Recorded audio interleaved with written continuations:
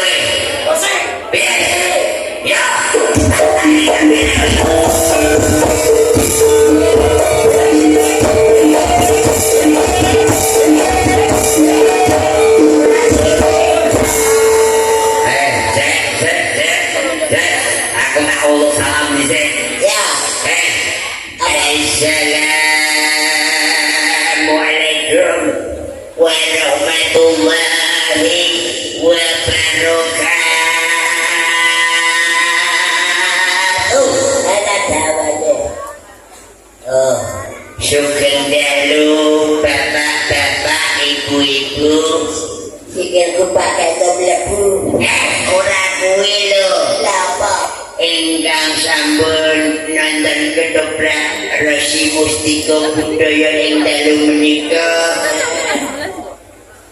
mugi-mugi diparingi sehat waras amin panjang umur amin awet urip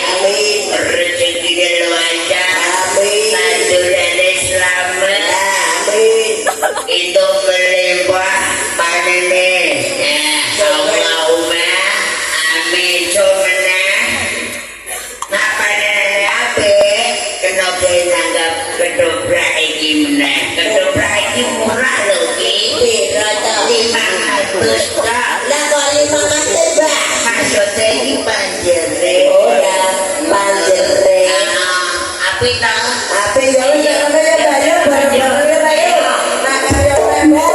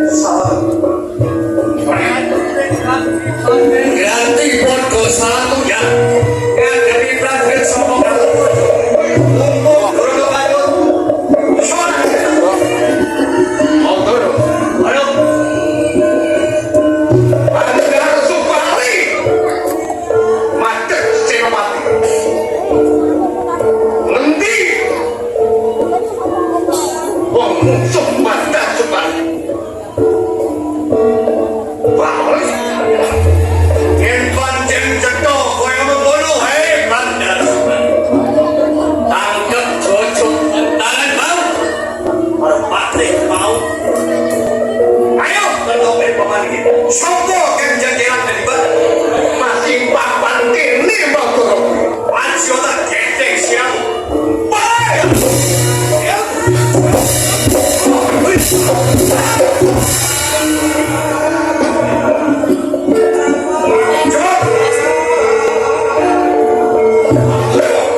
Ora ana jamak lumrahe. Wong mati saka kempelane tangan. Perang durung pihak Panjen Bandar Subali. Sugih Aji Kawijoya. Ayo. Tampanono. Ajiku geblake ganda. Oke. Orang tak kikipi orang tak endani tak ajani jajaku ki ora sepiro penting banget ya yen kowe anggere aji joyo kawijan ora ana ri upati ngerati mingkuk saking papan iki ora pun yo babak debali apa